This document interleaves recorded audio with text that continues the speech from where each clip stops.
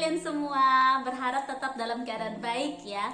Aku bahagia dan kamu bahagia. Amin. Oke, hari ini saya begitu sangat bahagia menyapa kalian semua yang ada di tanggal muda.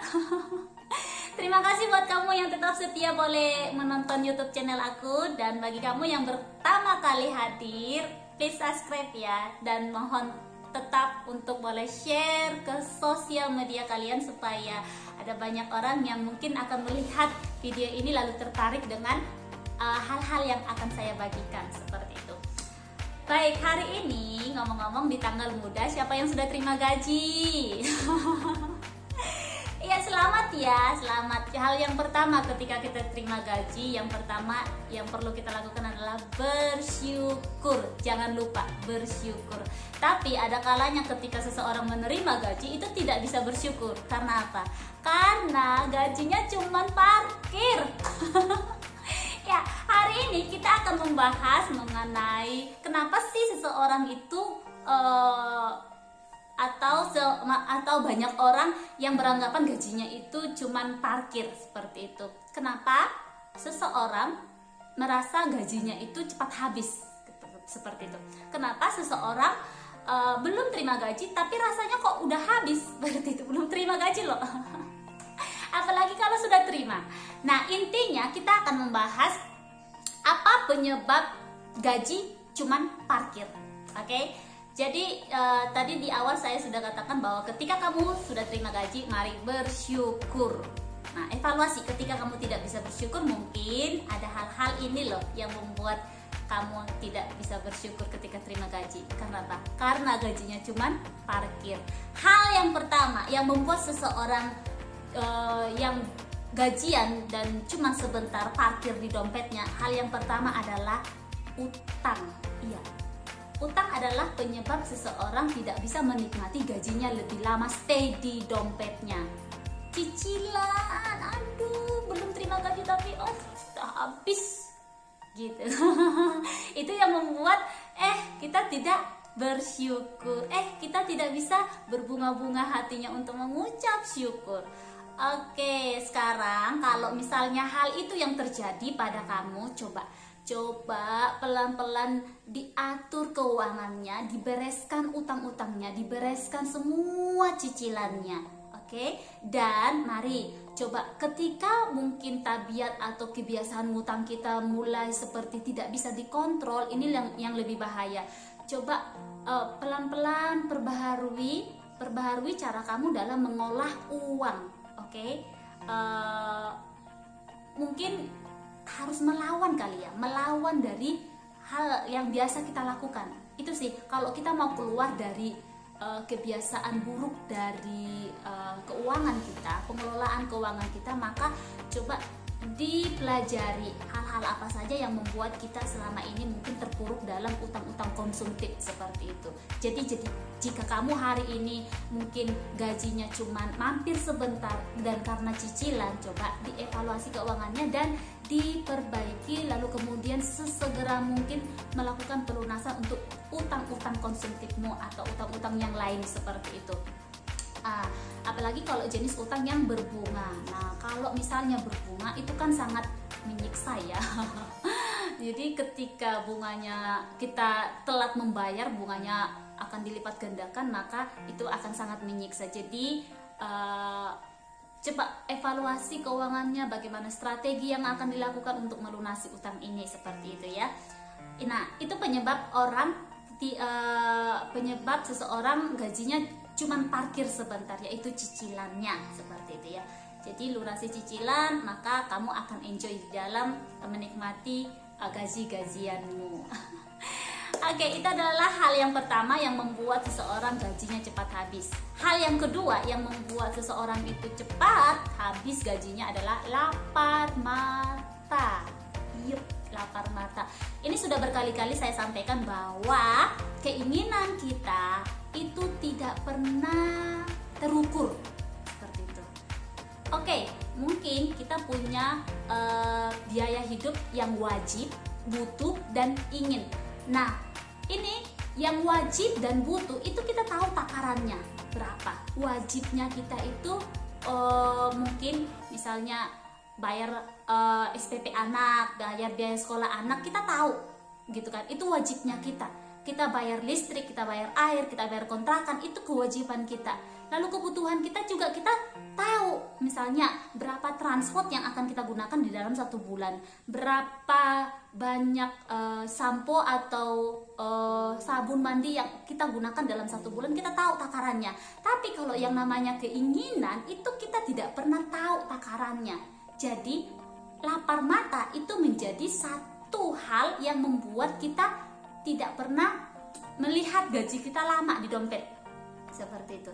Apalagi kalau kita ada di akhir bulan ya, di akhir bulan itu masa-masa kritis itu krisis keuangan, itu kemungkinan besar dalam pikiran kita ini kita menciptakan banyak hal yang mau kita beli, seperti itu. Nanti kalau gajian aku mau beli A, B, C, D, E, F, G, seperti itu. Sudah merancang gitu loh, sudah menciptakan di dalam keinginan kita, di dalam pikiran kita bahwa kita mau memiliki itu semua. Nah, ketika uang ada di tangan kita, ketika kita baru terima gaji, maka keinginan itu semakin besar, lalu kita check out atau bayar atau beli semua yang kita sudah pikirkan, seperti itu. Padahal apa? Semuanya itu kemungkinan besar mungkin tidak kita butuhkan gitu ya. Tapi karena apa? Karena lapar mata. Jadi ada satu penelitian yang mengatakan bahwa jenis apa ya? Jenis iklan promosi hari-hari ini itu mengandung hipnotis. Bukan kitanya dihipnotis blak gitu ya, bukan. Tapi kata-katanya, tampilan gambarnya itu benar-benar membuat kita terhipnotis untuk sesegera mungkin untuk memiliki barang tersebut gitu ya. Jadi hati-hati dengan iklan-iklan promo, hati-hati dengan sel-sel. Simak baik-baik atau perhatikan baik-baik dengan kondisimu. Aku punya uang berapa, lalu aku punya kebutuhan berapa, iklan ini saya butuh atau tidak, sel ini saya butuh atau tidak. Banyakan ya kalau misalnya kita lihat sel, mumpung sel aku beli gitu. Tapi padahal kita tidak butuh gitu. Jadi untuk apa? Walaupun itu sel misalnya 50% atau 70%, tapi ketika kita memang tidak butuh, ya stop. Jangan merasa sayang gitu loh. Oke? Jangan merasa sayang. Ini kan aturannya harganya 100.000, tapi bisa jadi 50.000 aku beli. Tapi kita tidak butuh. 50.000 kita itu hangus. Gitu ya. Jadi hati-hati. Jangan pernah langsung dengan emosi dalam menentukan mana yang mau kita beli dan mana yang kita pending dulu. Jadi jangan emosional ya. Kita benar-benar boleh menyelaraskan pikiran kita dulu ketika kita memutuskan untuk ya aku beli, seperti itu ya. Jadi lapar mata sama utang itu membuat gaji seseorang itu cuman parkir. Lalu hal yang ketiga adalah janji. Nah, kebanyakan di antara kita yang punya mungkin menjaga sosial hubungan gitu ya. Mungkinkah itu hubungan dengan keluarga kah? Mungkinkah itu hubungan dengan pertemanan kah? Janji itu sering menjerat. Misalnya, oh ya nanti kalau saya gajian saya akan belikan ini ya. Oh ya nanti kalau saya gajian kita akan pergi ke sini ya. Nah, janji-janji itulah yang membuat kita juga gajinya cuman parkir. Mungkin sederhana ya janji, cuman itu menjerat. Hubunganku nanti dengan dia jadi tidak baik kalau misalnya janji yang kemarin itu tidak kutepati, seperti itu misalnya. Jadi stop berjanji manis. Stop mengumbar janji dulu supaya apa? Supaya gajimu benar-benar boleh stay lama di dompet, tidak hanya parkir. Nah, mungkin bukan hanya ini sih sebenarnya, cuman dari pengalaman yang saya hadapi 3 hal ini yang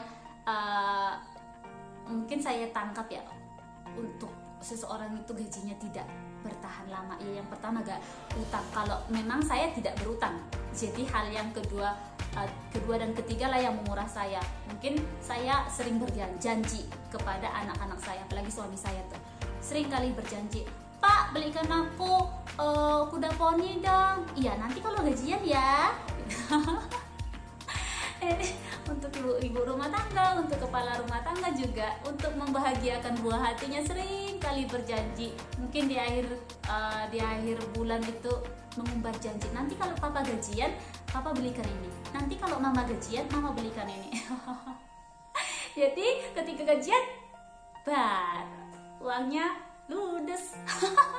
Ya, ini 3 hal yang boleh saya bagikan untuk kalian semua supaya bisa kita evaluasi hal apa yang membuat gaji saya cuma parkir sebentar. Nanti kalau kita sudah berhasil evaluasi, mari tingkatkan untuk boleh diperbaiki. Bagaimana caranya untuk memperbaiki supaya gaji kita bertahan lama.